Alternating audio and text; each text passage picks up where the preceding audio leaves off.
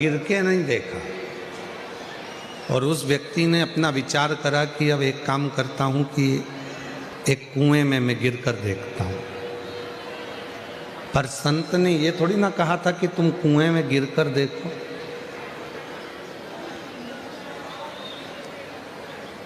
संत ये थोड़ी ना बोले हैं कि तुम कुएं में गिर कर देखो। संत ने तो कहा कि जब संसार का मनुष्य गिरता है तो उसको शिव अपने हाथों में झेल लेता है। भगवान शंकर अपने हाथों में झेल लेते। पर उस व्यक्ति ने वो सत्संग करने वाले, प्रवचन करने वाले के मुख का शब्द सुना और सुनने के बाद में वो मुख का शब्द सुनकर कुएं में कूदने के लिए, कुएं में गिरने के लिए गया। और जब वो कुएं में गिरने के लिए गया तो उसके मन में आया कि प्रवचन देने वाले ने तो कह दिया कि जब कोई गिरता है तो शिव जी उसको झेलते हैं, और मान लो मैं कुएं में गिर गया, शिव जी नहीं आए झेलने के लिए, तो मैं तो मर ही जाऊंगा। एक काम करता हूं कि मैं कुएं में गिरूं भी और मरूं भी ना। भगवान आएगा तो ठीक है, नहीं आएगा तो ठीक है। पाँव में रस्सी बांध ली उसने और पेड़ से बांधकर रस्सी को वो कुएं में कूद गया। 2-3 दिन तक वो कुएं के अंदर लटका रहा, पर शिव नहीं आया, भगवान नहीं आया। भगवान पहुंचे ही नहीं। फिर जब भगवान वहां नहीं आए, वहीं से एक व्यक्ति निकल कर जा रहा था और उस व्यक्ति ने देखा कि कोई कुएं में पड़ा हुआ है।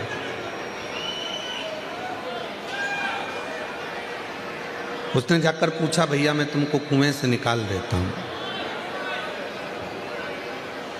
मैं तुमको कुएं से निकाल देता हूं। तो उसने कहा नहीं नहीं, मुझे कुएं से मत निकालो। मैंने किसी के प्रवचन में सुना था कि जब कोई व्यक्ति नीचे गिरता है तो उसको शिव अपनी गोदी में झेल लेते हैं। भगवान शंकर उसको अपनी गोदी में झेल लेते हैं। मैंने ये प्रवचन में सुना।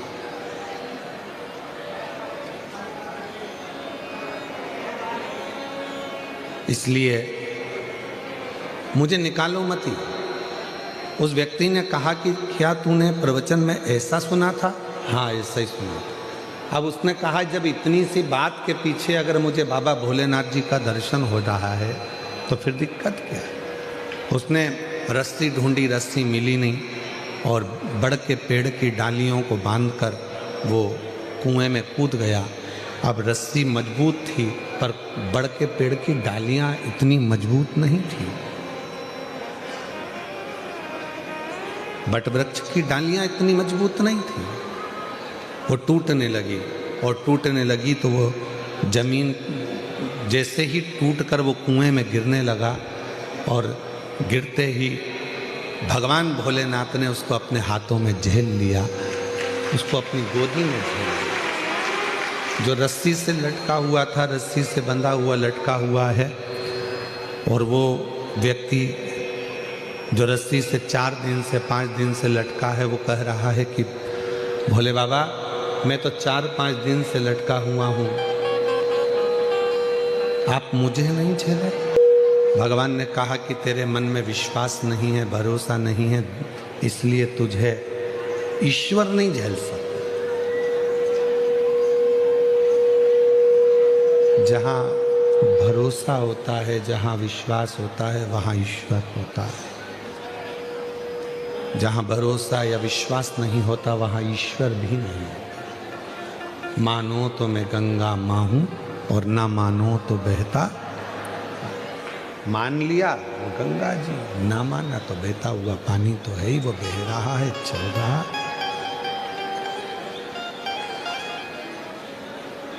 वो बह रहा है, चल रहा।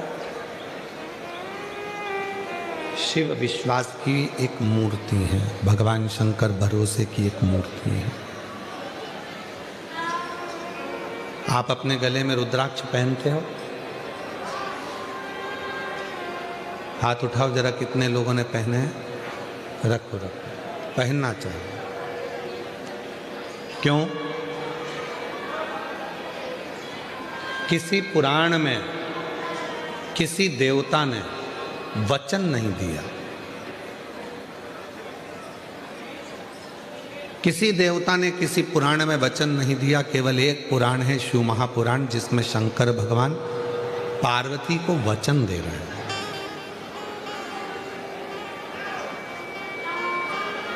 शिव पार्वती को वचन दे रहे हैं, भगवान शंकर पार्वती जी को वचन दे रहे हैं। केवल एक पुराण है और वो है शिव महापुराण, जिसमें भगवान शंकर पार्वती को वचन दे रहे हैं कि पार्वती, ये मेरे प्रेम का अश्रु है रुद्राक्ष। तूने जब मेरे नेत्रों का स्पर्श किया और उन नेत्रों का स्पर्श करने से जो बिंदु पृथ्वी पर गिरा, उसके गिरने से ये रुद्राक्ष का पौधा उत्पन्न हुआ।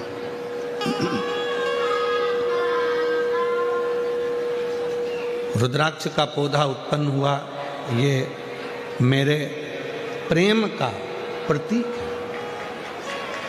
और दुनिया के लोग, अगर कोई संसार का मनुष्य मुझे ढूंढना चाहता है तो पार्वती, ये रुद्राक्ष मेरा खुद का एक स्वरूप है। जिसके पास रुद्राक्ष होता है, शिव पुराण में शंकर जी पार्वती को वचन देते हैं, उसके साथ मैं हमेशा हर पल हर घड़ी हर क्षण रहूं। ऐसा कोई पल नहीं जाता, ऐसा कोई क्षण नहीं जाता, ऐसी कोई घड़ी नहीं जाती जिस समय पर मैं उससे दूर हो जाऊं। मैं उसके साथ रहूं, उसके हर पल हर घड़ी हर क्षण उसके साथ।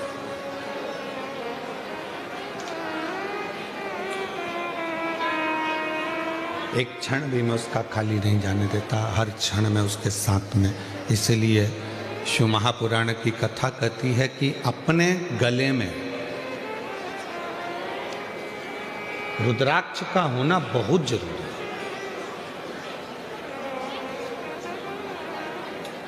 जितने ब्लड प्रेशर वाले होते हैं, जितने शुगर वाले होते हैं, काशी में आईआईटी ने इस पर शोध किया है। छोटू भाई, रुद्राक्ष पर आईआईटी शोध करी है। बड़े बड़े साइंटिस्ट इस पर शोध करें कि रुद्राक्ष के फल में, रुद्राक्ष में एक ऊर्जा, एक तत्व अलग से होता है, जो तन पर आने के बाद हमारे ब्लड प्रेशर को और हमारी शुगर का लेवल बराबर कर देता है।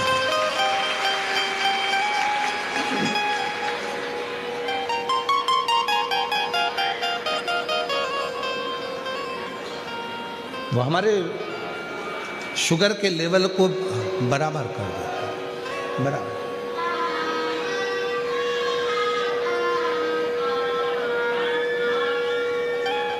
वो साधारण नहीं है। जैसे बेलपत्र का वृक्ष साधारण नहीं होता, दुनिया में कोई वृक्ष ऐसा नहीं है जिसका फल सूखने के बाद वापिस हरा भरा हो जाए।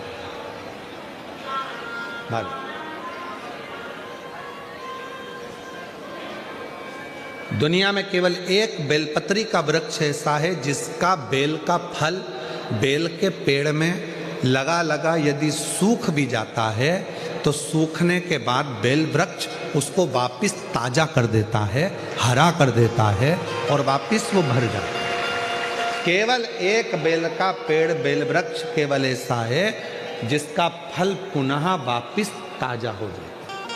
अगर किसी ने फल को नहीं तोड़ा, वो फल लगा हुआ और उस लगे हुए फल को कोई नहीं तोड़ रहा है, तो वो फल लगा लगा लगा लगा लगा लगा वापिस ताजा हो जाएगा, वापिस निर्मल हो जाएगा।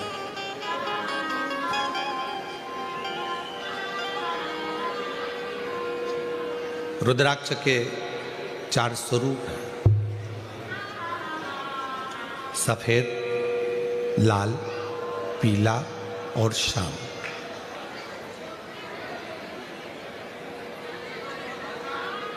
एक सफेद रुद्राक्ष भी होता है, एक लाल रुद्राक्ष भी होता है, एक पीला रुद्राक्ष भी होता है, एक सफेद रुद्राक्ष भी होता है।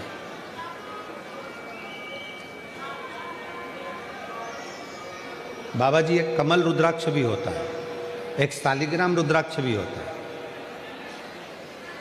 वो शालिग्राम की आकृति का होता है।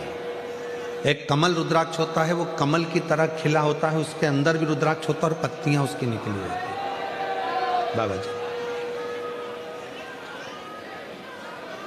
और जितने रुद्राक्ष होते हैं, 1 मुखी से लेकर 14 मुखी तक शिव पुराण में वर्णन है, और 1 मुखी से 21 मुखी तक स्कंद पुराण में वर्णन है।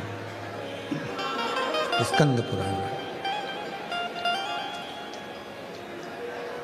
सारे रुद्राक्षों में, मान लो 1 मुखी रुद्राक्ष आपको मिल गया, बाबा की कृपा है। अगर असली मिल गया तो ये शिव कृपा है, शंकर की करुणा, शिव की दया।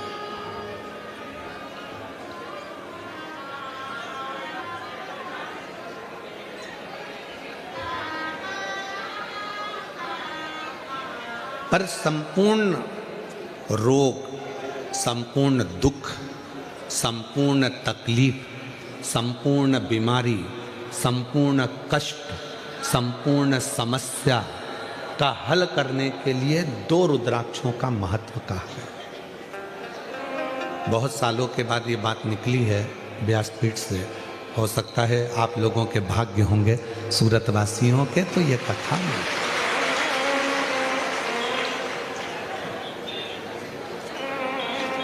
2 रुद्राक्ष ऐसे होते हैं जो संपूर्ण बीमारी के लिए, रोग के लिए, तकलीफ के लिए, कष्ट के लिए, दुख के लिए निवारण का कार्य करते हैं। वो है पहले नंबर पर 5 मुखी रुद्राक्ष। क्यों? शिव पंचानंद है। भगवान शंकर का एक मुख अघोर मुख है। अघोर मुख, अघोर मुख का मतलब है कि उनको क्रोध नहीं आता। अघोर मुख का मतलब है कि वो शांत स्वरूप हैं। कर्पूर घोरम करुणा तारम संसार सारम कर्पूर करुणा संसार सारम भुजगेन्द्र सदा हृदयारविन्दे भवं भवानी सहितं नमामि। जैसे आरती होने के बाद में कर्पूर गौरम जब हम गाते हैं और उसमें कपूर को अग्नि में डालते हैं, कपूर को अग्नि में दिया जाता है। आपको सबको कथा में हमने पहले भी वर्णन किया कि कपूर किसका प्रतीक है। जो आरती के बाद में कपूर लगाया जाता है वो किसका प्रतीक है? यदि आपने पूर्व में शिव पुराणों को सुना होगा तो उसमें हमने वर्णन किया है। पूर्व में अश्वमेध यज्ञ होते थे। अश्वमेध यज्ञ का जो अश्व होता था वो पूरा दिग्विजय करने जाता था। फिर वो अश्व आता था और उस अश्व को अग्नि की साक्षी में दिया जाता था। अब आज का व्यक्ति तो इतने सारे अश्वमेध यज्ञ नहीं कर सकता। आज के व्यक्ति के पास टाइम भी नहीं है, तो वो यज्ञ भी बड़ी मुश्किल से कर पाता है, हवन में भी बड़ी मुश्किल से बैठ पाता है। अश्वमेध यज्ञ का पुण्य कैसे प्राप्त हो? तो भगवान राम जी ने अपने गुरु विश्वामित्र जी से ये पूछा था कि हमें वशिष्ठ बाबा से पूछा था कि हमें अश्वमेध यज्ञ का फल रोज प्राप्त हो, हम अश्वमेध यज्ञ तो एक ही बार करें, पर उसका फल रोज प्राप्त हो, उसके लिए क्या करना चाहिए। तो वशिष्ठ बाबा ने, विश्वामित्र जी ने उस अश्वमेध यज्ञ के अश्व को कपूर बना दिया और उस यज्ञ कुंड में छोड़ा। तो कहा वशिष्ठ बाबा ने और विश्वामित्र जी ने, जब संसार का मनुष्य अपने घर में नित्य आरती करता है, विशेष आरती में जब कपूर की आरती करेगा तो उसको अश्वमेध यज्ञ का फल उसी क्षण प्राप्त होगा। अश्वमेध यज्ञ का फल प्राप्त करने के लिए हम रोज आरती के बाद थोड़ा सा कपूर लगा देते हैं और हम बड़े प्रेम से गाते हैं कर्पूर गौरम करुणा। वो अश्वमेध यज्ञ का फल।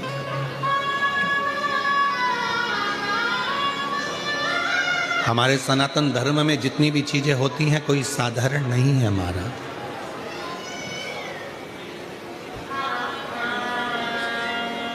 हमारे सनातन धर्म में जितनी भी चीजें हैं, हाथ में अगर हम मोली बांध रहे हैं, लाल लच्छा बांध रहे हैं, नाड़ा बांध रहे हैं, वो लाल पीला धागा बांध रहे हैं, क्यों बांधते हैं?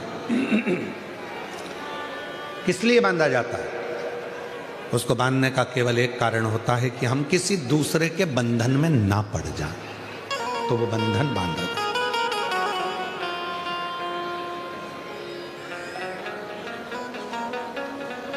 हमारे सनातन धर्म में माताएं तिलक लगाती हैं, बिंदी लगाती हैं, मांग भरती हैं। ब्रह्मांड के मध्य बिंदु में एक सूर्य रेखा होती है, सूर्य रेखा। सूर्य का रंग होता है लाल और सूर्य का रंग लाल होता है। सिंदूर, मांग में भरने वाला कुंकू लाल होता है, लाल कलर।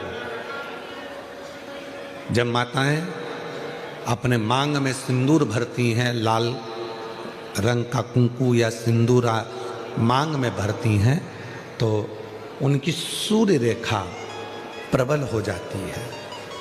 और यदि कोई माता पढ़ी लिखी भी नहीं होती है, कुछ भी ना पढ़ी लिखी है, तो भी अपने बच्चे को पढ़ाने की सामर्थ्यता उसमें तुरंत प्रकट हो जाती है। वो पढ़ा।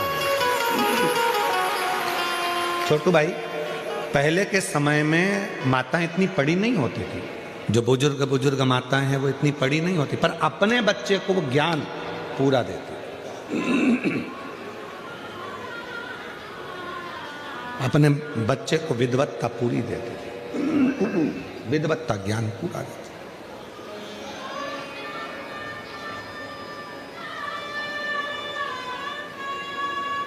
जितने भी सनातन धर्म के ये कार्य हैं, हाथ में मौली बांधना, मस्तक पर तिलक लगाना, मांग भर लेना, मंगल सूत्र धारण कर लेना, शादी के समय पर मंगल सूत्र गले में पहनाया जाता है। क्यों पहनाते हैं मंगल सूत्र? क्योंकि उस मंगल सूत्र में कुछ दाने काले होते हैं, कुछ दाने पीले होते हैं। कुछ दाने सोने के होते हैं पीले कलर के, कुछ काले कलर के होते हैं, और बीच में एक छोटा सा पेंडिल हो जाता है मंगल सूत्र। वो मंगल सूत्र शादी के मंडप में लड़का लड़की को इसलिए पहनाता है कि इस मंगल सूत्र को तुम देख लो, जैसा यह मंगल सूत्र है वैसा ही हमारा जीवन रहेगा। कुछ दिन काले रहेंगे तो कुछ दिन पीले रहेंगे, कुछ दिन सुख के रहेंगे तो कुछ दिन दुख के रहेंगे। पर चिंता मत करना, ये सुख और दुख के दिनों में जब हम पूर्ण तरह से निकल जाएंगे तब आखिरी में एक पेंडिल आता है। उसी तरह फिर हमारी जिंदगी में एक आनंद का दिन जरूर आएगा। चिंता मत, वो दिन जरूर आएगा। वो दिन अपनी जिंदगी में खुशी का दिन जरूर आएगा, सुख का दिन जरूर आएगा।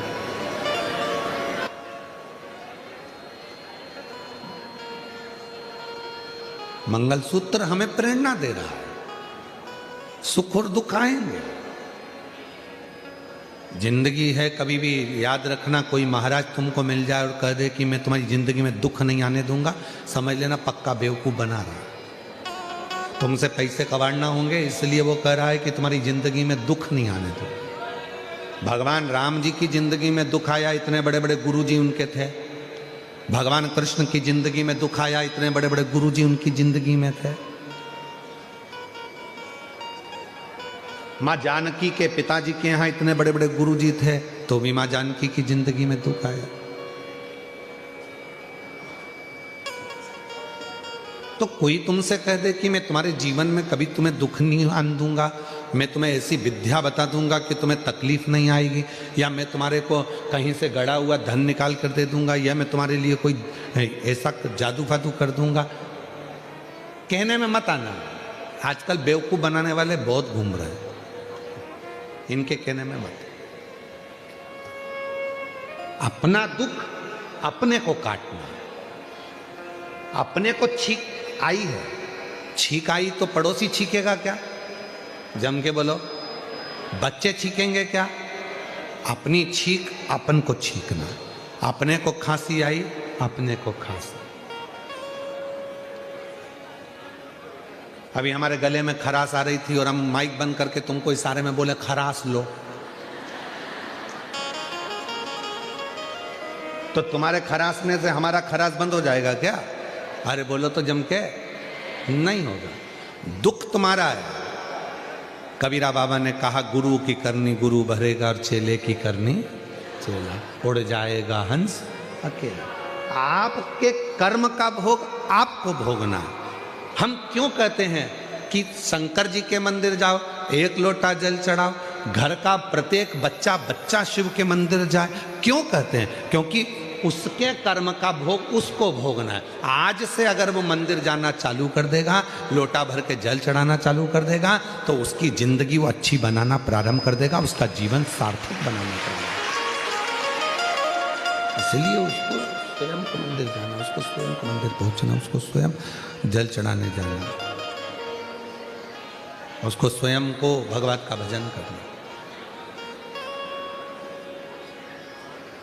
कई माताएं कह देती हैं कि गुरुजी मेरा बेटा पशुपति व्रत नहीं करेगा तो मैं कर लूं।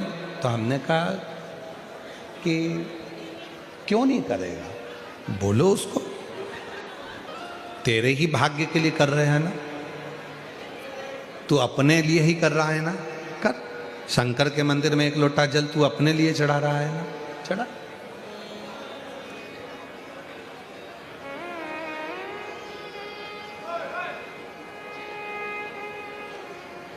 टच स्क्रीन मोबाइल चल सकता है, ये हो सकता है, पर टच पुण्य नहीं हो सकता। पाप भी तुम्हारा है और पुण्य भी तुम्हारा।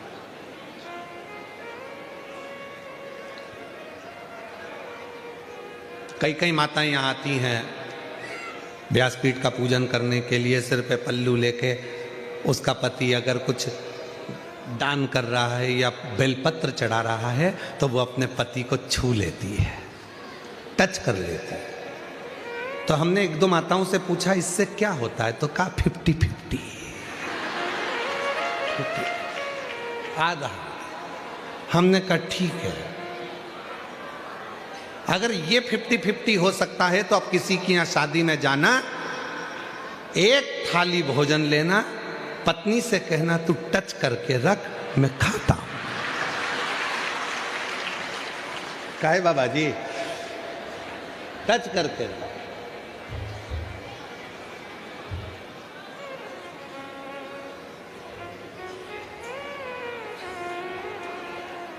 समोसा तुम खाओगे और पत्नी से कहो टच कर ले, स्वाद आया ना।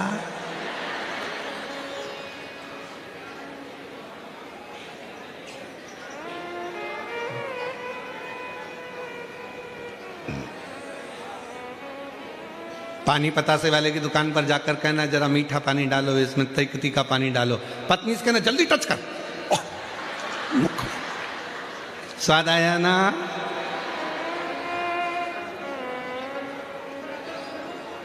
पति खाएगा तो पति को स्वाद आएगा और पत्नी खाएगी तो पत्नी को।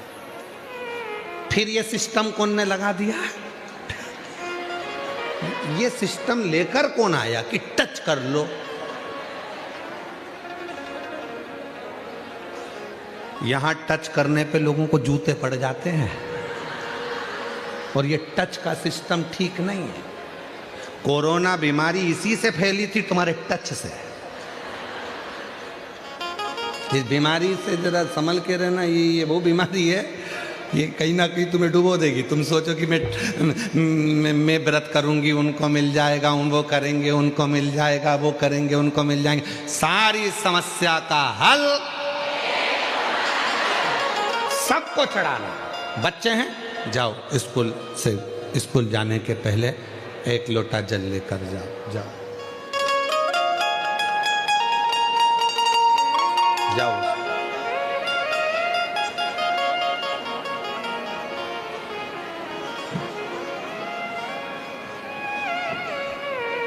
आज कुछ स्कूल के बच्चे यहाँ आए हैं, उनका जोरदार ताली बजाकर स्वागत करिए।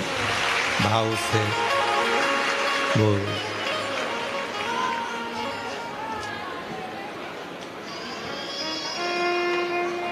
शंभू,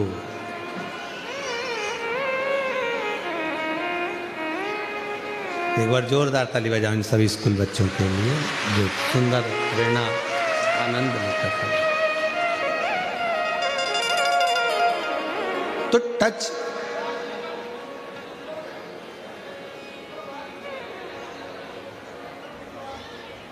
दान में, धर्म में, पुण्य में, संकीर्तन में, सत्संग में, भजन में, कीर्तन में स्वतः करिए, स्वयं का करिए।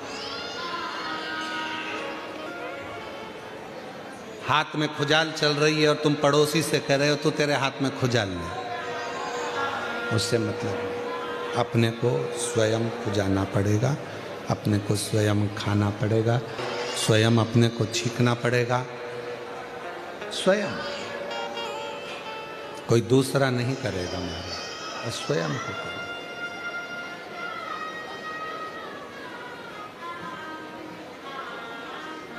और देख लिया संसार हमने, देख लिया सब मतलब के यार हमने, देख लिया झूठे नाते, झूठे रिश्ते, झूठे नाते, झूठे रिश्ते, अरे झूठा है संसार हमने देख लिया, सब मतलब के यार हमने देख लिया, देख लिया संसार हमने देख लिया, देख लिया संसार हमने देख लिया। छूने से अपना भजन अपने को स्वयं करना पड़ेगा, अपना संकीर्तन अपने को स्वयं करना पड़ेगा, अपनी अविरल भक्ति अपने को स्वयं धारण करना पड़ेगा, अपना स्मरण अपने को स्वयं करना पड़ेगा, कोई दूसरा नहीं करेगा महाराज। शंभो शंभो शंभो शंभो, दूसरा नहीं करेगा, अपने को स्वयं करना है, स्वयं। तोष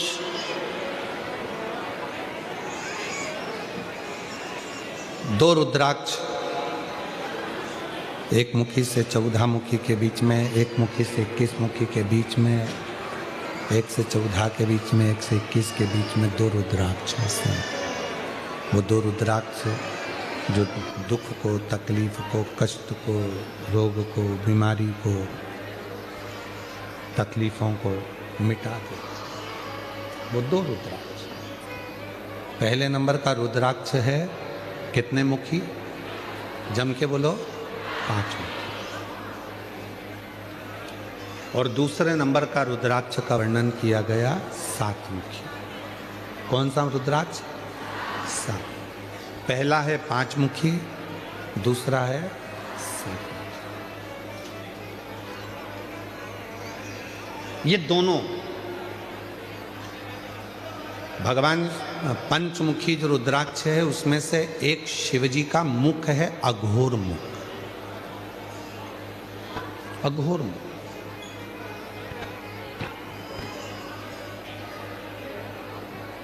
ये लोग कहते हैं अघोरी है, ये अघोर साधना करता है,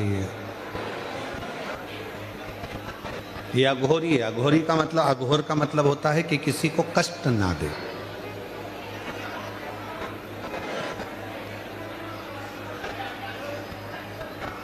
सच्चा यदि कोई संत होगा, सच्चा यदि कोई गुरु होगा, सच्चा यदि कोई तपस्वी होगा, सच्चा यदि कोई संत होगा तो जिंदगी में कभी किसी को बद्दुआ नहीं देगा, कभी किसी को अपशब्द नहीं कहेगा, कभी किसी को ताना नहीं देगा, कभी किसी को गाली नहीं देगा, कभी आड़ा तेरा कहेगा ही नहीं, वो कभी किसी को अपशब्द नहीं कहेगा। सच्चा यदि है तो बाबा जी सच्चा।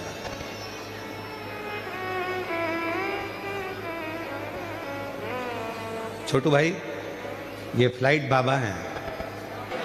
भारत की भूमि हो चाहे विदेश की भूमि हो, जमीन पर इनका कोई मकान नहीं है, जमीन पर कोई इनका आश्रम नहीं है, जमीन पर इनका कोई बैंक में अकाउंट नहीं है।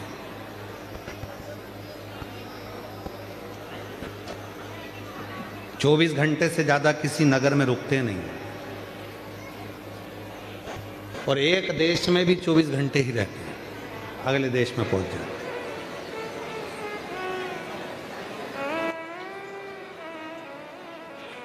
शायद ही कोई सेठ होगा, कोई करोड़पति होगा, कोई अरबपति होगा जो दान धर्म इतना करता होगा जितना ये फ्लाइट बाबा। कोई बेटी की शादी है, रोते हुए आया, झोले में से इनने निकाला, देना प्रारंभ करा। क्या कोई रकम, क्या कोई गहना, क्या कोई पैसा, कोई शिक्षा है, कोई चिकित्सा है, बाबा रहते फक्कड़ हैं। लोगों को लगेगा कुछ नहीं, पर वो कपड़े में ना जाने क्या रहता है कि बाबा की कृपा से सबको प्राप्त भी होता रहता है। बाबा फक्कड़ है, कुछ नहीं है, पर इनका बड़ा प्रेम है कि वो यहाँ आते हैं, कथा में आशीर्वाद मिल जाता है, साधुता दर्शन हो जाता है। यही पुण्यता, यही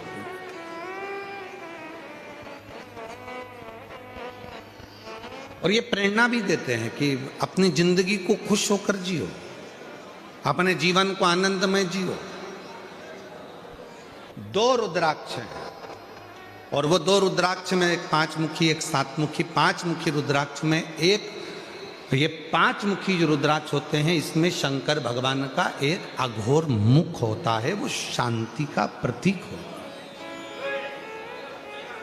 शांति, सहजता का। लोग कहते हैं कि अघोरी के पास मत जाना, अघोर विद्या करने वाले दूसरे का बुरा कर, ना ना ना। सच्चा अघोरी, सच्चा शंकर का भक्त, सच्चा परमात्मा का भक्त कभी किसी का बुरा करता ही नहीं। चलो उठाकर देखिए अपने शास्त्रों को, बड़े बड़े ध्यान से उठाकर देखना आप, कहीं सियोर वाला महाराज गलत तो नहीं बोल दिया। उठाकर देखिए पुराने पुराने शास्त्रों को। प्रहलाद जी ने भगवान का भजन करा, 4 वर्ष की आयु में भगवान का दर्शन हुआ। बोलो हुआ कि नहीं हुआ? ध्रुव जी ने 4 वर्ष की अवस्था में भगवान का भजन करा, ध्रुव को भगवान का दर्शन हुआ। बोलो हुआ कि नहीं हुआ? मीराबाई ने भजन किया, मीराबाई को गिरधर गोपाल का दर्शन हुआ 6 वर्ष की आयु में। नामदेव जी महाराज ने भजन करा, 5 वर्ष की आयु में दर्शन किया। संत तुकाराम जी ने 3 वर्ष की आयु में भगवान का दर्शन करा। मुक्ताबाई, जीजाबाई, वो तुलसी नहीं रहेगी? जम के तो बोलो। छत पर लग गई तो भी, शमशान में तुलसी लग गई तो भी तुलसी है। गौशाला में लग गई तो भी तुलसी है, मंदिर में लग गई तो भी तुलसी है, रोड के किनारे लग गई तो भी तुलसी है। तुलसी तो तुलसी, उसमें कोई अशुद्धता का भाव नहीं आता, वो अशुद्ध नहीं होती, वो शुद्ध है। उसी तरह रुद्राक्ष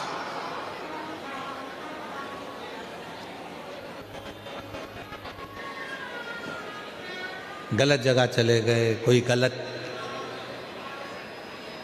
खाने पीने वालों के साथ में बैठ गए, कोई गलत व्यक्ति का संग मिल गया, तो क्या रुद्राक्ष हमारा शुद्ध हो गया?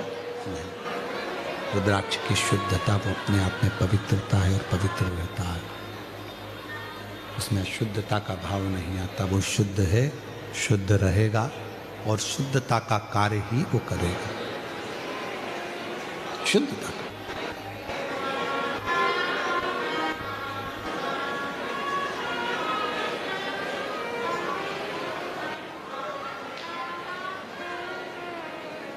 स्मरण,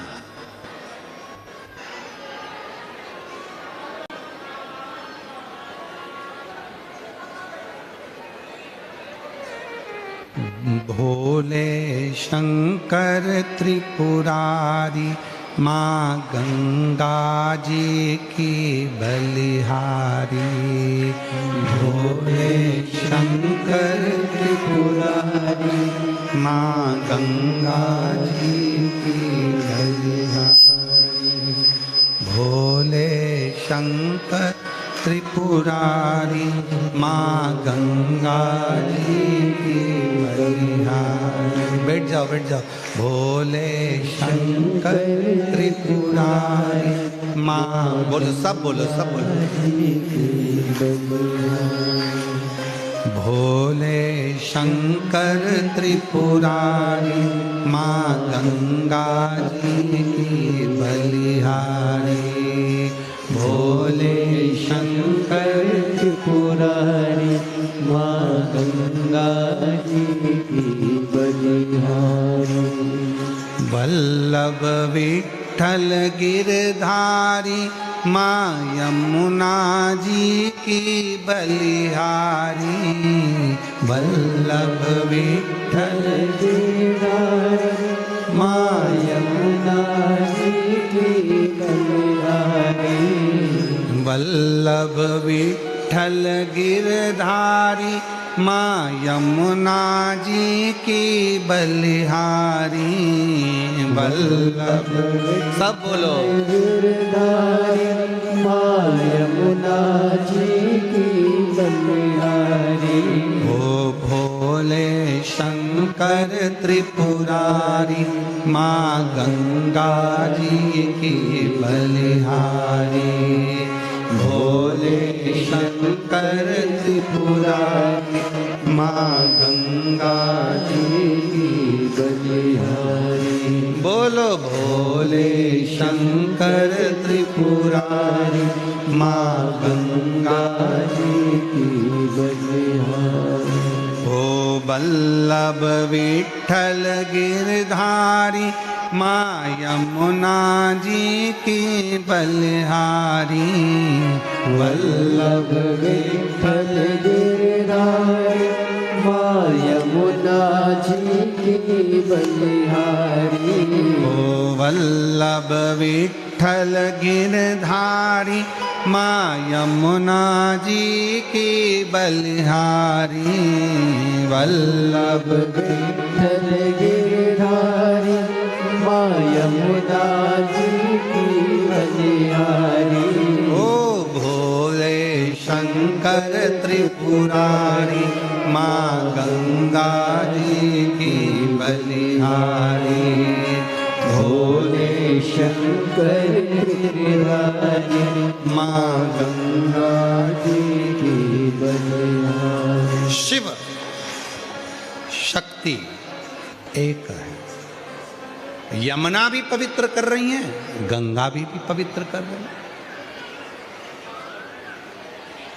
गंगा का जल उत्तराखंड से चला गंगोत्री से, पहुँचते पहुँचते पहुँचते पहुँचते प्रयागराज पहुँच गया। प्रयागराज से फिर काशी पहुँच गया, काशी से फिर चलता कोलकाता पहुंच गया, गंगा सागर में जाकर मिल गया। गंगा जहां से बहकर जा रही है उसने सबको पवित्र कर दिया। यमुना जी जहां से बहकर जा रही है उन्होंने सबको पवित्र कर दिया, सबको। उसी तरह रुद्राक्ष गले में है, वो आपको पवित्र कर रहा है, पवित्र। बिना संकोच के मेरी जीजियां, बिना संकोच के मेरे बेटा, बिना संकोच की मेरी बेटियां, बिना संकोच के मेरे बुजुर्ग, बिना संकोच के मेरी बुजुर्ग माताएं। कोई कह रहा है शरीर में लकवा लग सकता है, पैरालिसिस आ सकता है, ब्रेन स्ट्रोक आ सकता है, हेमरेज हो सकता है।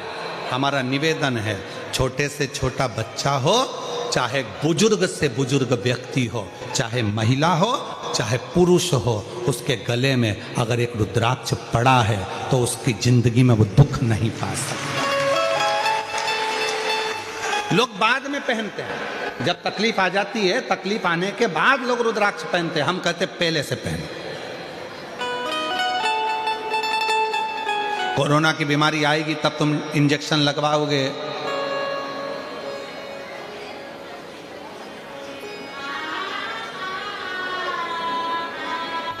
वो बात दूसरी है। हमारे यहाँ देखो कितनी सुंदर बात कही है, बच्चा जन्म लेता है तो जन्म लिए बच्चे को इंजेक्शन लगाए जाते हैं। माँ कितनी रोती होगी, इतना सा बच्चा है, बहुत कमजोर सा, दुबला पतला, इतना सा, और उसको डॉक्टर ने सिस्टर इंजेक्शन टूच टूच के लगा रही है।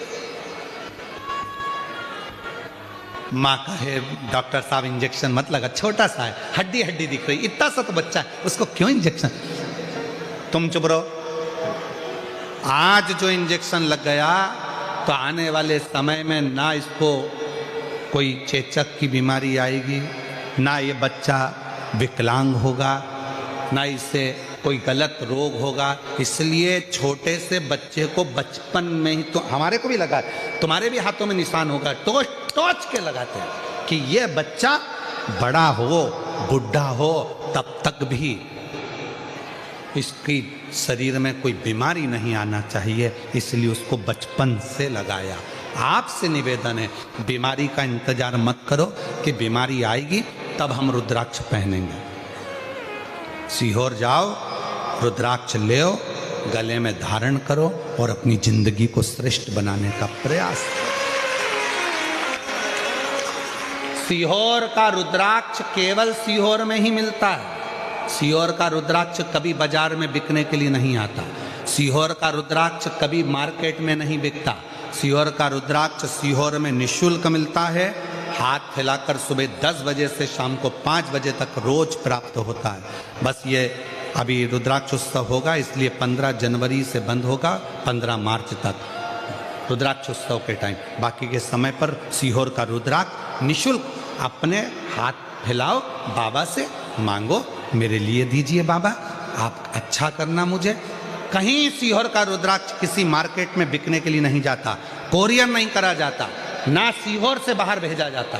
केवल आप आइए, लीजिए और बाबा का भजन कर कर फिर जाइए। सीहोर का रुद्राक्ष मार्केट में नहीं है। दुनिया के लोग आपसे कह देंगे सीहोर का है, सीहोर का है, तो ऐसे तो कोई भी कह सकता है, कुछ भी बोल सकता है, कोई भरोसा नहीं। रुद्राक्ष सिद्ध है, वो हमारे शरीर को पवित्र करता है। फिर किसी ने कहा कि रुद्राक्ष को हम सिद्ध कैसे करें।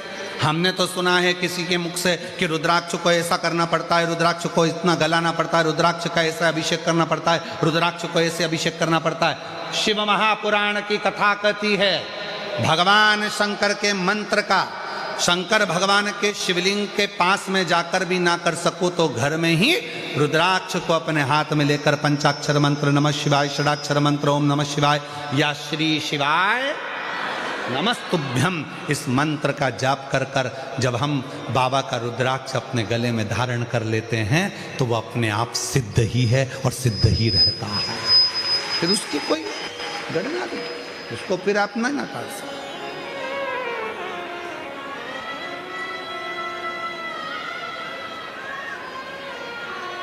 पंचमुखी रुद्राक्ष में एक मुख होता है अघोर। अघोर एक सुंदर चरित्र आता है हमारे शास्त्रों में पढ़ने में कि एक अघोरासुर हुआ।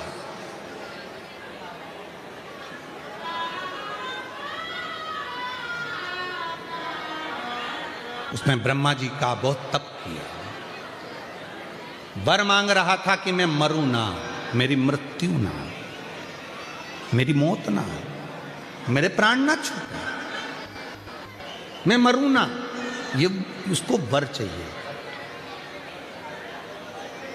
पर शिवपुराण तो कहती है बादाम खाओगे तो भी मरोगे और नहीं खाओगे बोलो तो भी मरोगे।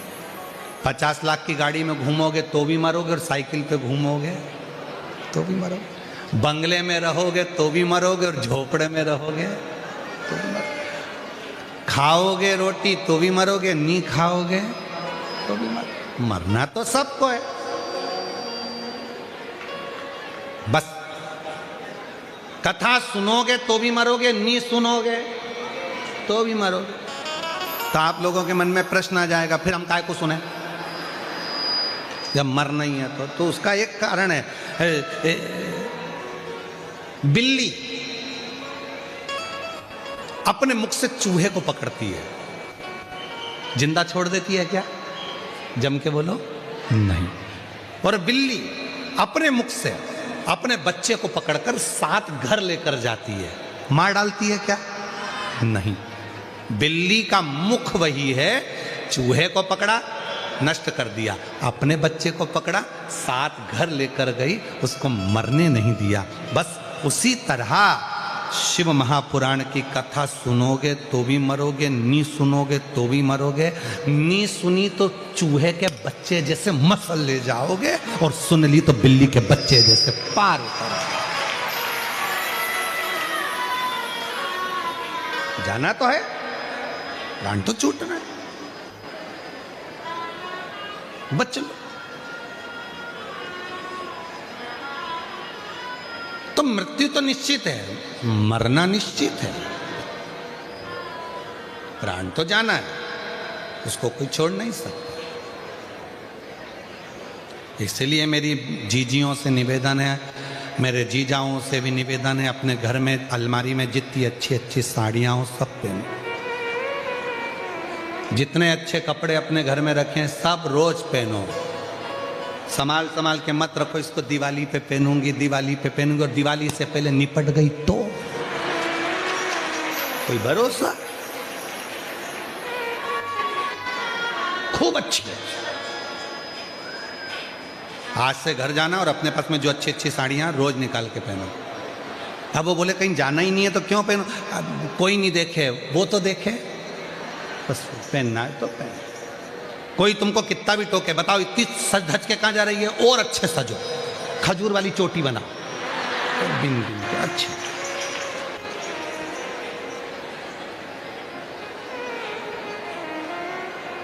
पेंसिल से लाइन और डब्बा भी भारी, और वो धागा से काय को सोचना। और कोई तुमसे कहते बुढ़ापे में ऐसी सज धज के कहां जा रही है, बुढ़ा तेरा बाप, ओल्ड इज गोल्ड। मुझसे कह रही है कि मैं बुढ़ी, हट।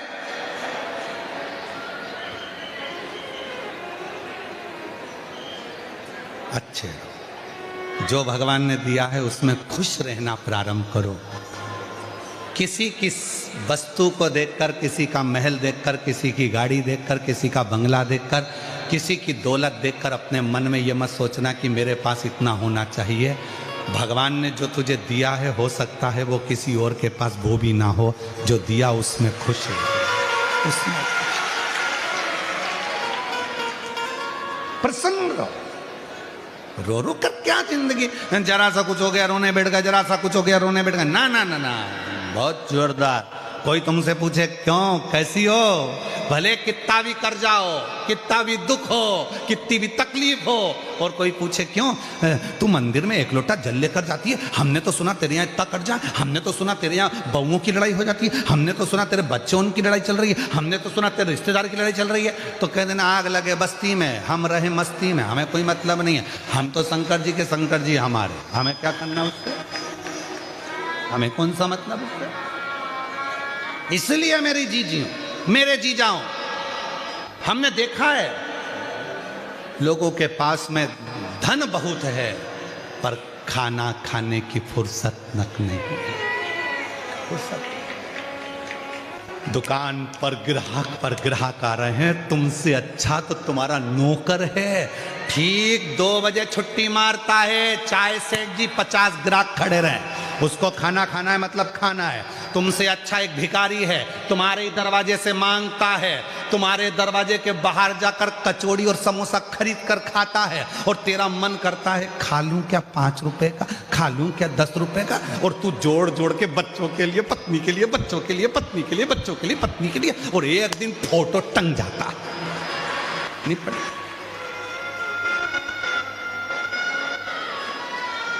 फोटो टंग गया दीवार पर, और उस पे प्लास्टिक के फूल की माला, वो भी हवा में हिल रही। घर की बहुएं सिर पे पल्लू लेके कह रही अम्मा खुश हो रही है, अम्मा खुश नहीं हो रही है, अम्मा कह रही है हम भी जोड़ जोड़ के मर गए, तू भी मर जाएगी, मेरे बाजू में टंग जाएगी, इसलिए जो घर में साड़ी है सब पहन ले, सब पहन, धरा पे धरा।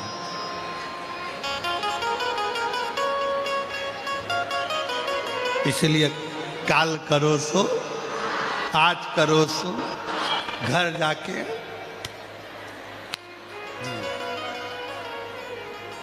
अब नहीं हम किसी की सुने, हम तो अपनी मस्ती में, अपनी अलमस्ती में, शिव के भजन में, संकीर्तन में, कुछ भी दुख हो तो इस चेहरे पर प्रसन्नता रखकर श्री शिवाय नमस्ते हम कहते हुए अपनी जिंदगी को जीते हैं, कहते। और बस वही जीवन का एक वही तो रुद्राक्ष एक अघोरासुर हो गए, और वो अघोरासुर ने महाराज ब्रह्मा जी से वर मांगा कि मैं कभी मरूं ना, मेरे प्राण ना जाएं, मेरी मृत्यु ना हो, ना मृत्यु तो निश्चित, प्राण तो छूटेंगे, मरना तो पड़ेगा, प्राण तो जाए, तो फिर करा क्या जाए, तो कहा एक काम करो, फिर एक काम, जैसे शिव महापुराण की कथा सुनने वाले जो भक्त आते हैं, आखिरी दिन की जो कथा सुनते हैं, आरती होती है, बाबा की मिट्टी को प्रणाम कर कर आरती के बाद झोली पसार कर प्रणाम कर कर कहते जाते हैं कि हमने सुना है, मेहमान जब जाते हैं तो बच्चे के हाथ में कुछ देकर जाते हैं, आरती के बाद जब मेरी बहनें कथा के पंडाल से जाती हैं, मेरे जीजा जब जाते हैं तो बाबा से कह कर जाते हैं तू भी जा रहा है, हमारी झोली में कुछ तो डाल जा, कुछ तो दे जा, जिससे फिर आए कथा का रस तत्व ग्रहण, कुछ तो दे।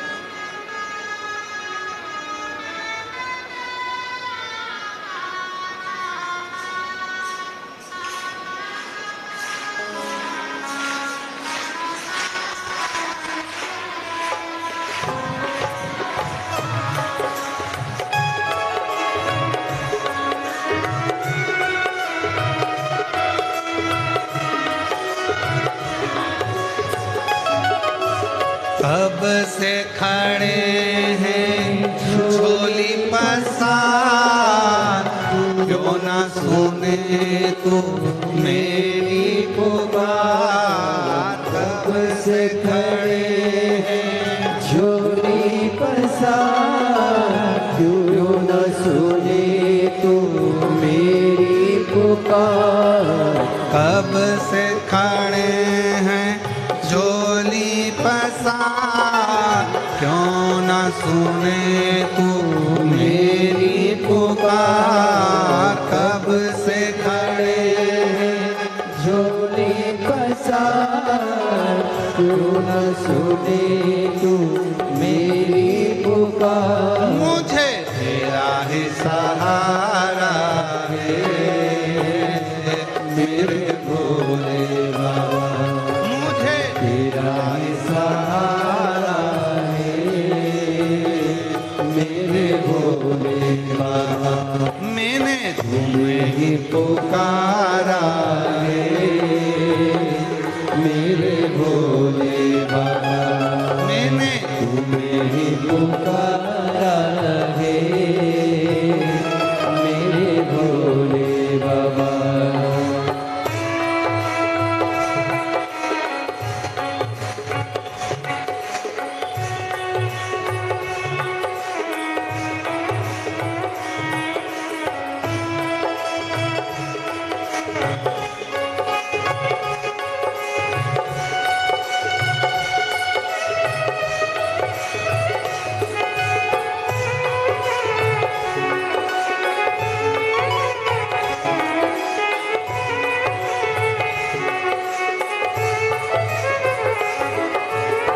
देख लो लगी है आज मंदिर ये भीड़ भारी, देख लो लगी है आज मंदिर में ये भीड़ भारी। दर्शनों की खातिर आए हैं लाखों नर और नारी, दर्शनों की खातिर। हमारे बीच में लोकसभा सांसद जी पधारे हैं, एक बार जोरदार ताली बजाकर स्वागत।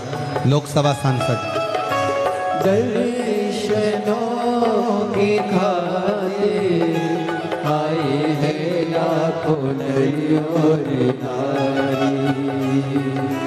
आ जाए भोले बाबा, आ जाए भोले बाबा, दिलों ने पुकारा है मेरे भोले बाबा, दिलों ने पुकारा है मेरे भोले बाबा। कब से खड़े हैं झोली पसार, क्यों न सुने तू मेरी पुकार। कब से खड़े हैं झोली पसार, क्यों न सुने तू मेरी पुकार। मुझे तेरा ही सहारा है मेरे भोले बाबा, तेरा ही सहारा है मेरे भोले बाबा।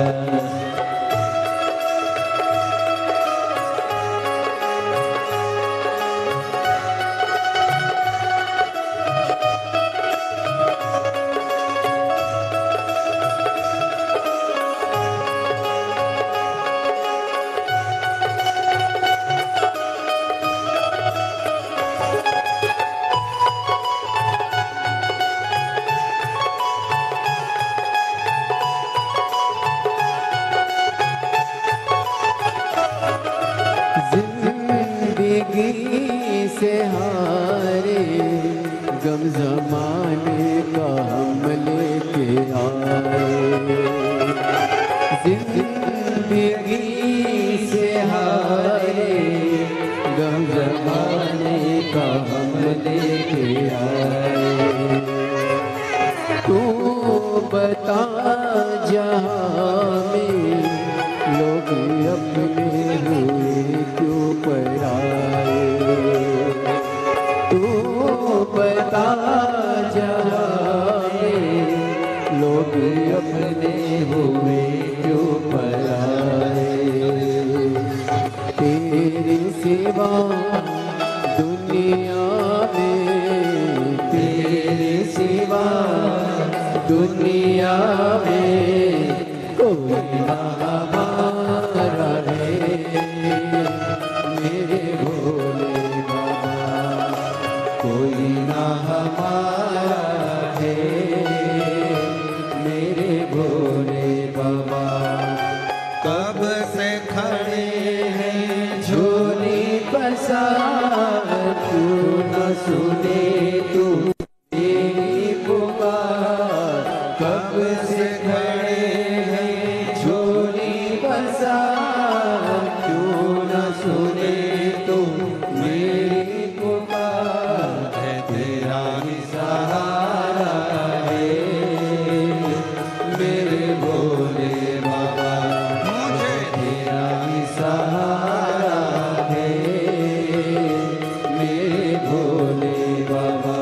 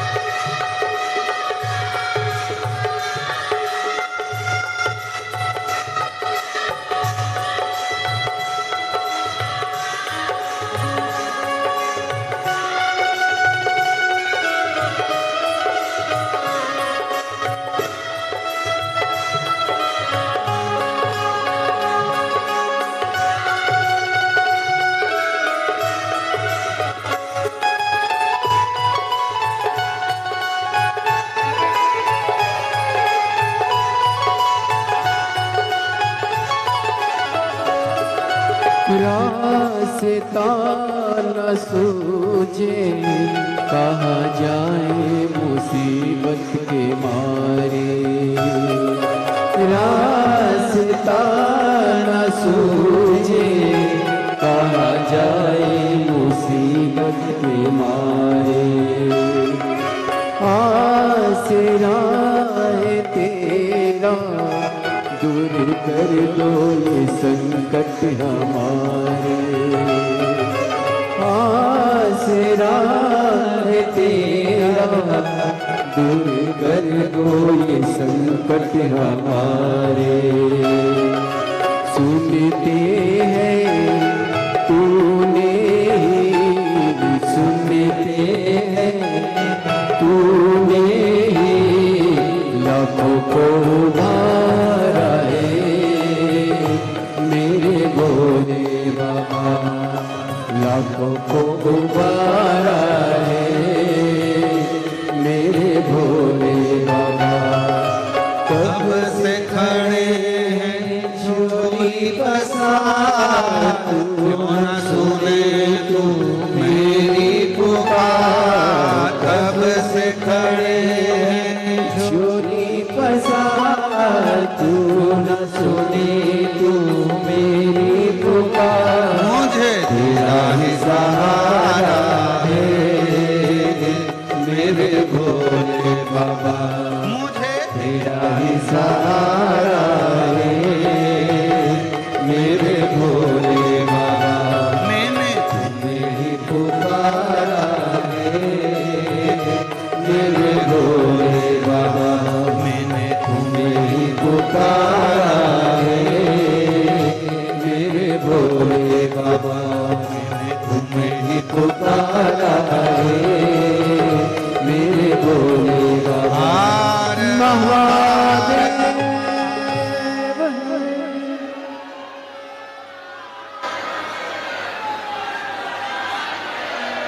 अपने स्थान पर बैठकर भगवान शिव जी को अपने मन का भाव कहिए, दिल से प्रार्थना करिए, विनय करिए, बाबा को मन की बात कहिए, हृदय से प्रार्थना करें, विनय करिए,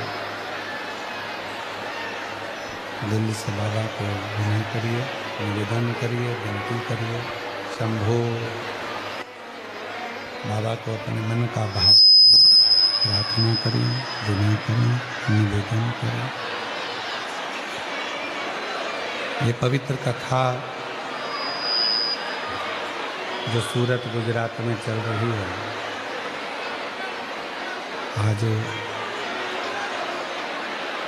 कथा का 7वां दिवस है। जहाँ जगह मिले वहाँ बैठकर बाबा को अपने मन का भाव कहिए, निवेदन करिए, प्रार्थना करिए, विनती करिए।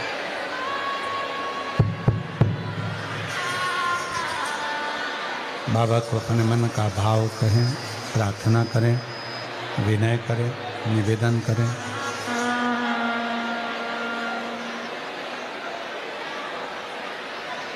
ये कथा आज विराम हो जाएगी। 10 तारीख को, 16 तारीख से 22 तारीख तक शिव महापुराण की कथा बड़ोदरा गुजरात में प्रारंभ होगी। कथा का समय 1 बजे से 4 बजे तक रहेगा। Leprosy ground, Sardar estate for lane, Ajwa road, Baroda, Gujarat. 22 जनवरी को वहाँ कथा विराम होगी और 27 जनवरी से शिव महापुराण की कथा 31 जनवरी तक 5 दिन तक प्रयागराज में त्रिवेणी के संगम पर माघ मेले में सतुआ बाबा शिविर में पवित्र कथा रहेगी। 1 बजे से 4 बजे तक उस कथा का लाभ लेंगे। खाक चौक, महावीर मार्ग, पाटुन, पुल नंबर 1, माघ मेला, प्रयागराज। फिर 11, 12, 13 फरवरी डबरा, मध्य प्रदेश में शिव पुराण की कथा 3 दिन की डबरा में रहे। फिर 7 दिवसीय रुद्राक्ष महोत्सव 14 से 20 फरवरी सीहोर, बाबा की भूमि कंकर शंकर की धरा पर रहेगी। आप और हम उसको श्रवण करेंगे और जीवन में करेंगे। आज कथा का रिटर्न बढ़ा दे बाबा। आज कथा का 7वां दिन है, विराम दिवस है। जहाँ आपको जगह मिल जाए वहाँ बैठकर बाबा को प्रार्थना करें। साथ में बोलना भी और कहना भी, बाबा तेरे भरोसे ही मैं इस कथा को श्रवण करने के लिए, जो प्रार्थना करने के बाद में जब आप और हम थोड़ी देर के लिए मौन होते हैं, चुप होते हैं,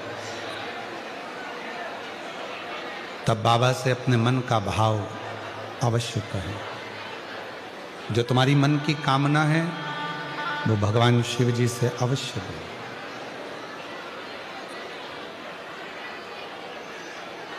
और आज कथा के समापन पर आप लोगों से निवेदन रहेगा, जब आरती हो, आरती के बाद में जब आप लोग यहाँ से जाएं तो भूमि को नमन कर कर, प्रणाम कर कर, उसकी ध्वज मस्तक चढ़ाकर बाबा से निवेदन कर कर, प्रार्थना कर कर चलो जाए।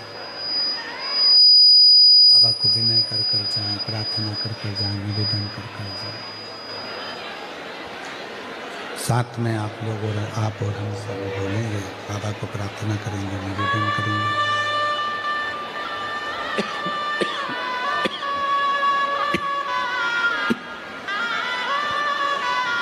विनय करेंगे, निवेदन करेंगे, सभी साथ में बाबा को विनती करें। शंभो शंभो शंभो। बाबा को अपने मन का भाव कहिए, दिल से प्रार्थना करिए, विनय करिए। साथ में बोलिएगा, साथ में निवेदन करिएगा, साथ में बाबा से विनय करें, बाबा को निवेदन करें। सभी लोग आपकी आवाज़ व्यासपीठ तक, व्यासपीठ और आपकी धाम तक पहुँचे, ऐसे बाबा से प्रार्थना करिए, निवेदन करिए, विनय करिए।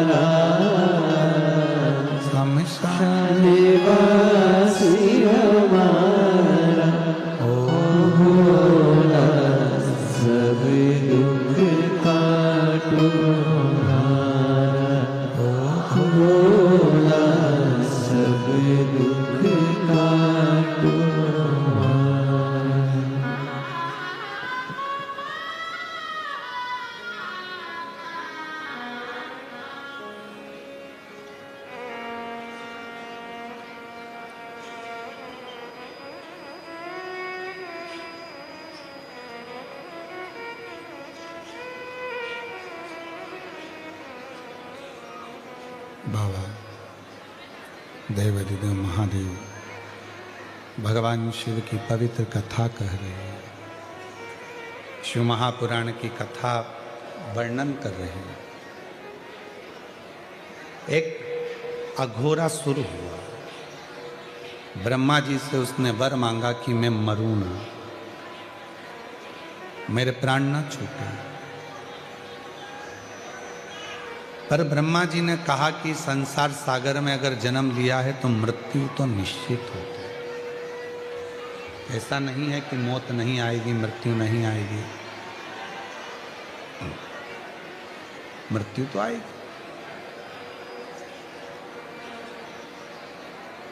तुम और कोई वर मांग लो जो तुमको चाहिए। तो कहा अगर वर देना चाहते हो तो फिर ऐसा वर दीजिए कि ना मैं नाग से, किन्नर से, गंधर्व से, अप्सरा से, मनुष्य से, पशु से, पक्षी से, किसी से ना मर। मेरे सामने आकर अगर कोई मुझे क्रोध कर कर मारना चाहे तो मैं ना मरूं, क्रोध से मैं ना मरूं। हाँ, यदि कोई सरलता के भाव में मुझे मारेगा तो मैं मरने को तैयार। ब्रह्मा जी ने कहा तथास्तु, ठीक है, हम तुम्हें वर देते हैं कि ऐसा ही हो। ऐसा ही हो। वर प्राप्त हो गया। अघोरासुर ने उत्पात मचाना प्रारंभ कर दिया। ऐसा उत्पात अघोरासुर ने मचाया कि सारे देवता बहुत घबरा गए, सब परेशान। अब करें तो करें क्या? जो भी अघोरासुर के सामने जाता था, अघोरासुर इतना हरकत करता था, इतनी गलत हरकत करता था कि उनको गुस्सा आ जाता, तो उसको मार ही नहीं सकते। तब ब्रह्मदेव ने भगवान शिव के पास में सूचना पहुंचाई कि इस अघोरासुर को आप समाप्त कर सकते हैं, केवल आप हैं जो इसको समाप्त कर सकते। ठीक है, पर शिवजी ने कहा कि मेरा तो एक नाम रुद्र है, मुझे गुस्सा भी आता है, क्रोध भी आता है, और आप कह रहे हो कि मैं समाप्त करूं। तो कहा आपका एक अंश स्वरूप श्री हनुमान जी महाराज भी तो हैं, और पवन तनय संकट हरण मंगलम मूरति राम लखन सीता सहित हृदय बसहु। बोल हनुमान जी महाराज की। शिव जी आपका एक स्वरूप हनुमान जी का है, और हनुमान स्वरूप वो स्वरूप है जिसमें हनुमान जी भीतर की नम्रता को दर्शाते, क्रोध नहीं करते।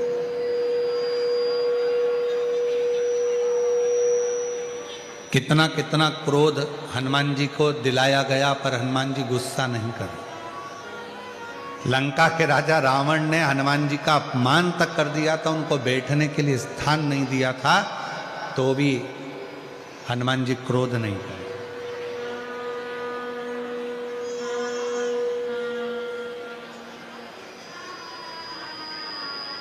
कोई स्थान नहीं मिला तो भी उनको गुस्सा नहीं आया।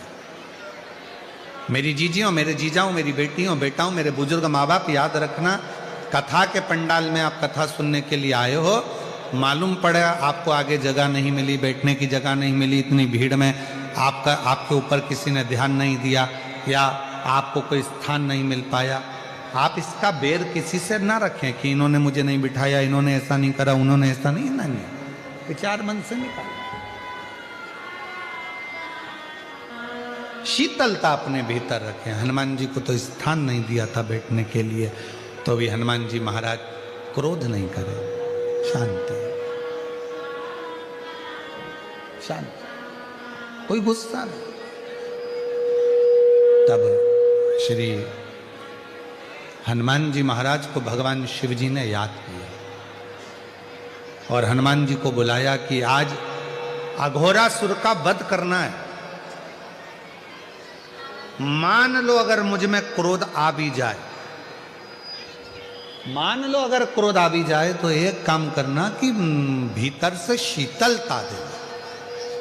तो हनुमान जी ने कहा मैं मंत्र जाप करूंगा, राम नाम जप करूंगा और आपको शीतलता दूंगा, पर गंगा जी को भी आमंत्रित करा जाए और पार्वती जी को भी आमंत्रित करा जाए। मां गंगा जी को भी बुलाया। गंगा, जब मैं अघोरासुर को मारूं तब तुम मुझे शीतलता देना, शीतलता। पार्वती, जब मैं अघोरासुर को मारूं तो तुम मुझे शक्ति और भक्ति दोनों साथ देना। ठीक है, हनुमान जी हैं, गंगा जी है और पार्वती जी हैं, और शिव जी आज अघोरासुर को मारने के लिए जा रहे हैं।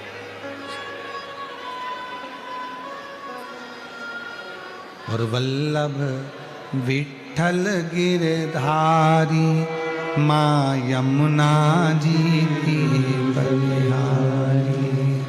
वल्लभ विठ्ठल, बोलो बोलो बोलो, माँ यमुना जी की बलिहारी। भोले शंकर त्रिपुरारी माँ गंगा जी की बलिहारी। भोले शंकर त्रिपुरारी माँ गंगा जी की बलिहारी। हे भोले शंकर त्रिपुरारी माँ गंगा जी की बलिहारी। भोले शंकर त्रिपुरारी माँ गंगा जी की बलिहारी। वल्लभ विठ्ठल गिरधारी श्री यमुना जी की बलिहारी। वल्लभ विठ्ठल गिरधारी श्री यमुना जी की बलिहारी। अघोरासुर ने उत्पात मचाया, ऐसी ऐसी हरकत अघोरासुर ने करी कि भगवान शिव को क्रोध आने लगा, शंकर भगवान को क्रोध आने लगा। और जैसे शिव जी को क्रोध आने लगा, शंकर भगवान को जैसे ही क्रोध आने लगा,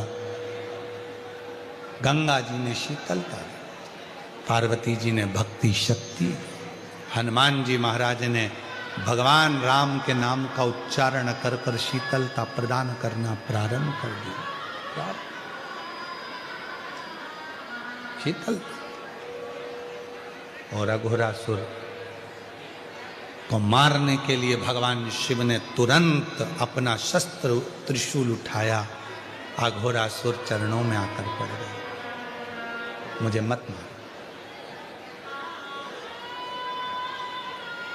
जितनी शीतलता से आप मेरे सामने खड़े हैं, आज मैं वचन देता हूं, अघोरासुर कहता है, उतनी ही शीतलता आपके सम्मुख में मेरी रहेगी। मेरे नाम को आप अपने साथ में जोड़ लो। शिव जी ने अपने एक मुख का नाम अघोर, अघोर। बोल अघोरेश्वर महादेव। अघोरेश्वर महादेव। तो यहां जो रुद्राक्ष की महत्वता चल रही है, 5 मुखी रुद्राक्ष में जो 5 मुख होते हैं उसमें से एक मुख अघोर का होता है। इसीलिए शिव महापुराण में आप लोग स्मरण करें हैं ये रुद्राक्ष की महत्वता। आप जब भी सीहोर का रुद्राक्ष आपको मिलता है, कोई 5 मुखी मिलता है, कोई 7 मुखी मिलता है, कोई 4 मुखी मिलता है, वो अघोर शीतलता देता है, शांति देता है। और यहां तक शिव पुराण कहती है, शिव महापुराण यहां तक कह रही है, अगर मान लो किसी के शरीर में ब्लॉकेज आ गए हैं और डॉक्टर ने कहा है कि इनका बाईपास कराना है या इनका हार्ट कम काम कर रहा है, आप डॉक्टर का इलाज करवाते रहें, टेबलेट खाते रहें, दवाइयाँ खाते रहें, जांचें कराते रहें, मना नहीं है, क्योंकि डॉक्टर भी शिव का एक रूप होते हैं, उनके कहे अनुसार करें। पर साथ में एक काम और चालू कर दो। मान लो कल बाईपास होना है, कल ऑपरेशन होना है, आज से ही एक बेलपत्री शिव जी पे चढ़ाएं और बेलपत्री की डंडी, चाहे आप कहाँ खड़े हैं, बस जहां आप खड़े हैं, बेलपत्री की जो डंडी है उस डंडी का मुख अपनी ओर रखना और अघोरेश्वर महादेव के नाम से 5 बार जल उस बेलपत्री पर शिवलिंग पर चढ़ाएं, कटोरी में उस जल को झेल कर ले आएं और अघोरेश्वर महादेव का नाम लेकर उस जल को जिसका बाईपास हो रहा है, हार्ट काम नहीं कर रहा, उसको थोड़ा थोड़ा 5 बार पिला दें और दूसरे दिन फिर डॉक्टर को बोलें कि एक बार जांच करो, बाबा चाहेगा तो उसका हार्ट काम करना प्रारंभ कर दे। अघोरेश्वर महादेव।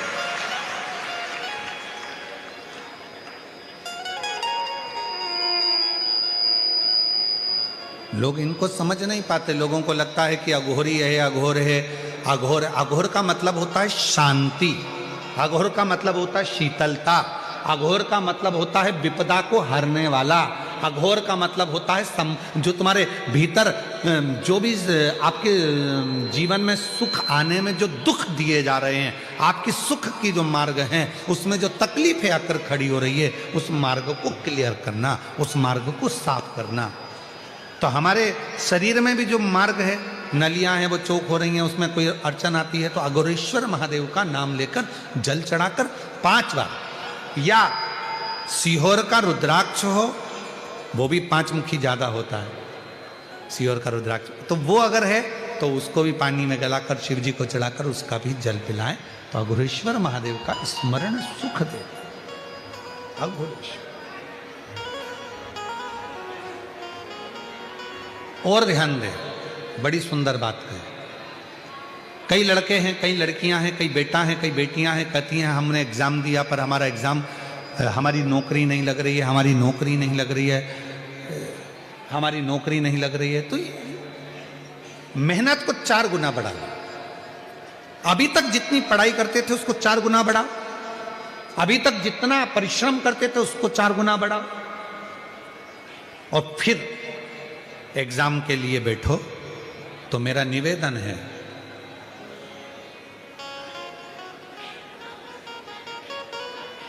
कभी तुम्हारे पास में अगर रुद्राक्ष है सीहोर का, तो उस रुद्राक्ष पर तुम्हारे घर में अगर अलोनी भस्म हो, अलोनी भस्म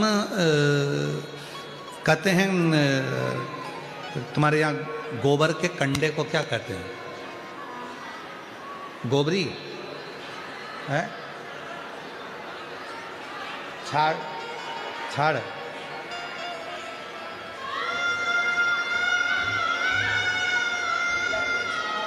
छाना, तो गुजरात में उसको छाना बोलते हैं और महाराष्ट्र में गोबरी कहते हैं, हमारे उधर कंडा कहते हैं। ठीक है, तो जो वो गाय का गोबर होता है तो वो उसको हाथ से थपा हुआ नहीं, गाय ने गोबर किया, नीचे गिरा, सूखा हुआ वो गोबर का कंडा जो होता है उसको जलाकर भस्म बनाकर कपड़े से छानकर उसको डब्बी में रख लेते हैं। जब ऐसा लग रहा है कि मेरा ये काम हो ही नहीं रहा, अटक ही अटक रहा है, तो सोमवार की अष्टमी जब पढ़े तो वो थोड़ी सी जो भस्म है वो उस रुद्राक्ष पर 5 मुखी पर अघोरेश्वर महादेव का नाम लेकर चढ़ा दी जाए, और उसी भस्म को खाकर, उसी भस्म का तिलक लगाकर यदि कार्य के लिए जाया जाए तो वो कार्य सफल होता ही है, उसमें अड़चन आ ही नहीं सकती,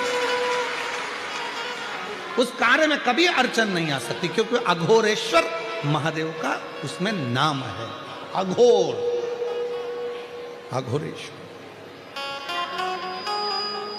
तो 2 रुद्राक्ष दुख को, तकलीफ को, बीमारी को, कष्ट को, अड़चन को समाप्त करते हैं। उसमें 5 मुखी, 5 मुखी में भी इसलिए मूल है क्योंकि उसमें अघोर भगवान शिव का एक मुख जुड़ा हो, अघोरेश्वर,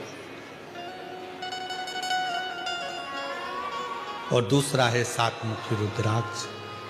फिर 4 मुखी का भी वर्णन आता है, इसे रुद्राक्षों का स्मरण किया जाए।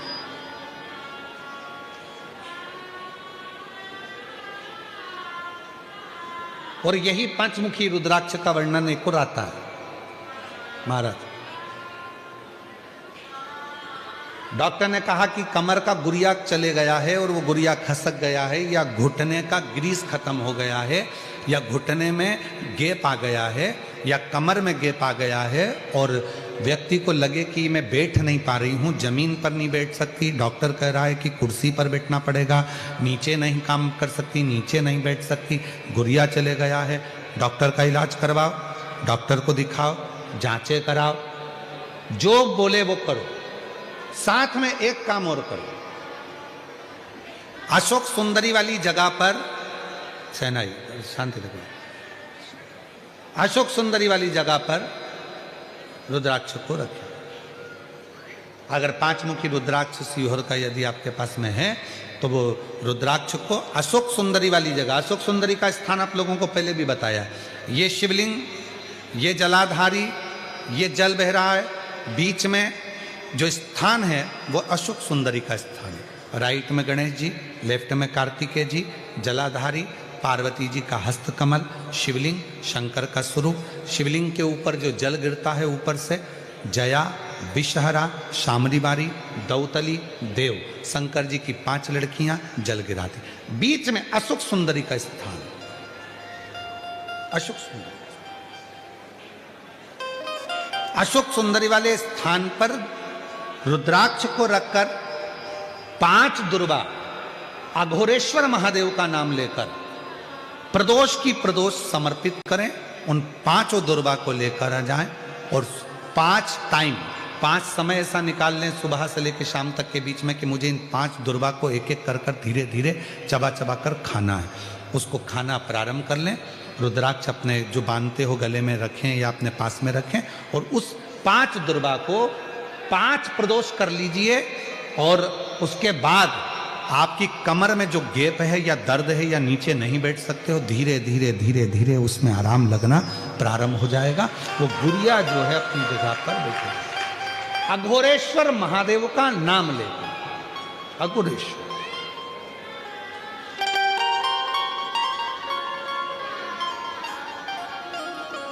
और मैंने तेरे ही भरोसे बाबा, तेरे ही भरोसे हवा बीच उड़ती जावांगी बाबा, डोर तो छड़ीना में कटी जाएगी।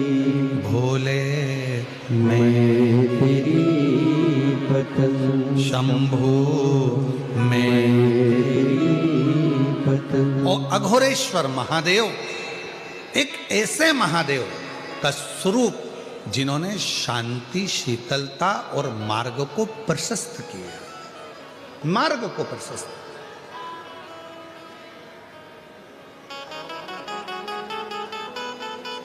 लक्ष्य तक भेजने वाले, मंजिल तक पहुंचाने वाले।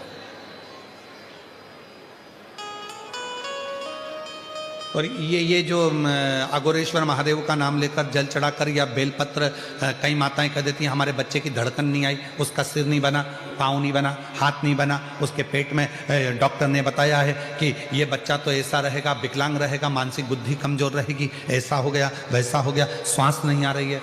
अघोरेश्वर बाबा का नाम लेकर बेलपत्र चढ़ाकर उस बेलपत्र को भी अगर माँ गर्भवती नारी खा रही है तो बच्चे को वो प्राप्त हो रहा है, और प्राप्त हो रहा है तो उसका शरीर पूरा बनना प्रारंभ होगा। फिर बच्चे की जांच कराओ, सोनोग्राफी कराओ, उसमें धीरे धीरे आपको मालूम पड़ेगा कि बच्चे की धड़कन आई है, बच्चे की श्वास। अघोरेश्वर महादेव।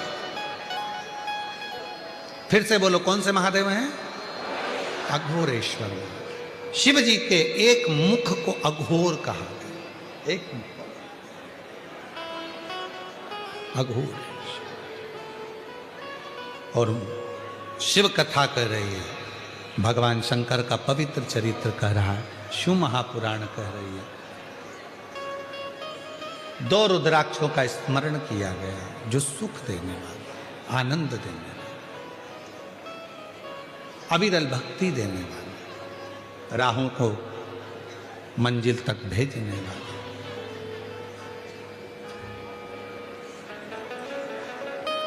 एक बिदल और उत्पल नाम के 2 असुर थे।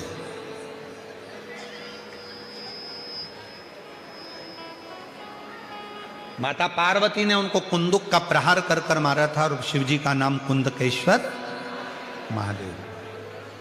जब दवाई हमें लॉक ना करती हैं, दवाई हमको खाने के बाद भी असर नहीं करती है, तो कुंदकेश्वर महादेव का स्मरण किया जाए। शिव का एक स्वरूप है कुंदकेश्वर महादेव, शंकर भगवान का एक स्वरूप है कुंदकेश्वर, शिव का एक प्रतिबिंब है। फिर आगे वर्णन आया है तारकासुर का, जिस तारकासुर ने शंकर भगवान को हृदय से स्नेह किया,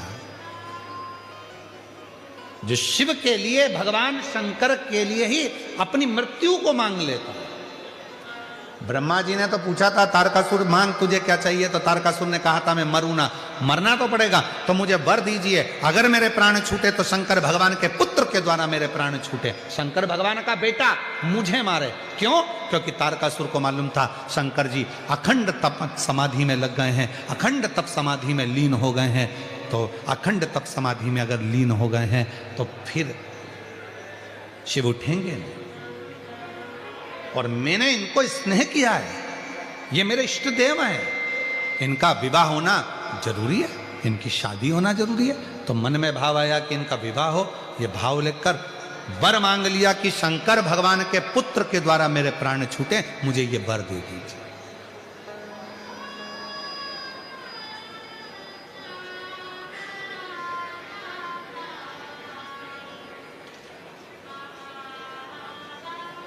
मुझे कुछ और नहीं चाहिए।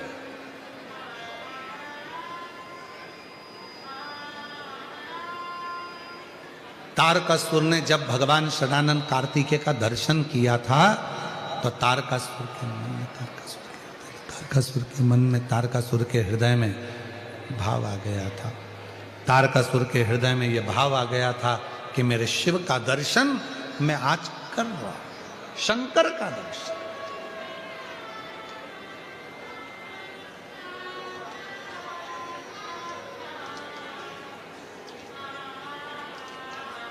और बहुत दिन हो गए भोले से बिछड़े, बहुत दिन हो गए भोले से बिछड़े, भोले जी से बिछड़े शंकर जी से बिछड़े, भोले से बिछड़े शंकर जी से बिछड़े, बहुत दिन हो गए भोले से बिछड़े, बहुत दिन हो गए भोले से बिछड़े। बहुत दिन शिव को प्राप्त करना चाहा, शिव मिले, शंकर मिले। आज शिव का दर्शन मुझे कार्तिकेय के रूप में हो रहा है। षडानंद कार्तिकेय का दर्शन कर रहा हूं तो मेरे को शिव का ही दर्शन हो रहा। पर कार्तिकेय जी ने यह विचार कर लिया था कि मेरे पिता को बहुत मानते हैं तारकासुर, मेरी मां ने कहा है इनके हृदय में शिव बसते हैं, अब इनको तकलीफ नहीं दूंगा। और जिसके हृदय में भगवान शंकर विराजमान हो, जो शिव के भक्ति में दिन रात डूबा रहता हो, शिव पुराण कहती है उसका मन कभी ना दुखाए, उसके हृदय को चोट ना पहुंचाए। एक सच्चा शिव का भक्त, एक सच्चा शंकर भगवान का भक्त शिव का ही कोई अंश लेकर जन्म लेता। शिव का सच्चा भक्त, भगवान शंकर का गुणगान करने वाला, शिव भक्ति करने वाला, शंकर भगवान की अविरत भक्ति में लगाने वाला, स्वयं लगने वाला और शंकर की आराधना साधना में डूबने वाला, स्वयं शंकर भगवान का ही कोई कृपा का एक उनकी रच का कोई कण ही जन्म लेता है, जो आपको शिव भक्ति में भी लगाएगा, शिव उपासना में भी लगाएगा, शिव आराधना भी करेगा। और उसके हृदय को चोट पहुंचे ये ठीक नहीं।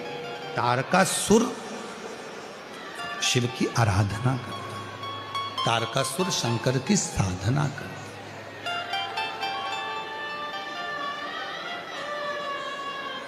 सीहोर कुबरेश्वर धाम पर जब भक्त आते हैं, कंकर शंकर पूजन करते हैं,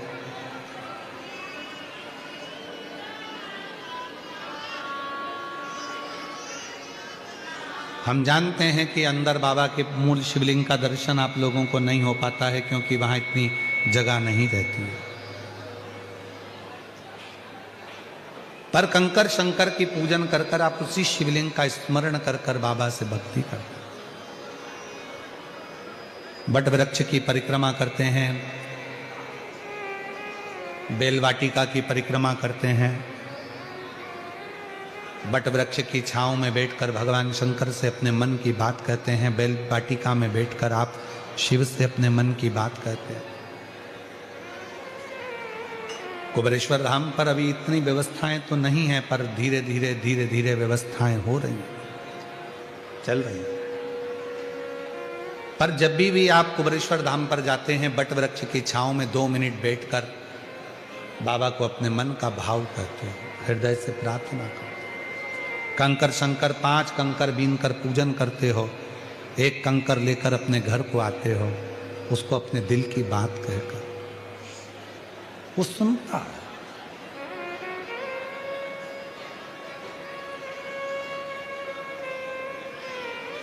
बारह ज्योतिर्लिंग का मध्य बिंदु है कुबेरेश्वर धाम। जिस भूमि पर मांगा गया जीव का कल्याण कर देता है, जीव का कल्याण। पर वहां आने वालों से हम एक बात कहते हैं कि तुम विश्वास लेकर आओगे तो मेरा बाबा तुमको खाली नहीं भेजेगा। विश्वास लेकर यदि आए हो तो वो खाली नहीं भेजेगा। भरोसा दृढ़ इन चरणन कैरो। समय आया, तारकासुर के प्राणों को षडानंद कार्तिकेय जी ने हर लिया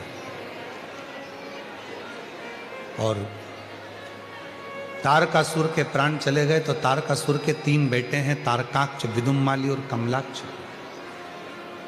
इन तीनों का संहार भी भगवान शिव ने पशुपति नाथ रूप रखकर किया। पशुपति नाथ रूप, पशुपति का मतलब है जो पशुओं का भी देवता है। और केवल एक पशु के लिए नहीं, 33 कोटि देवताओं को, तारकाक्ष, विदुम्माली और कमलाक्षकी को मारने के लिए 33 कोटि देवताओं को भगवान शंकर ने पशु बनाया था। शिव जी उनके पति बने थे, तब जाकर तारकाक्ष, विदुम्माली और कमलाक्षकी ये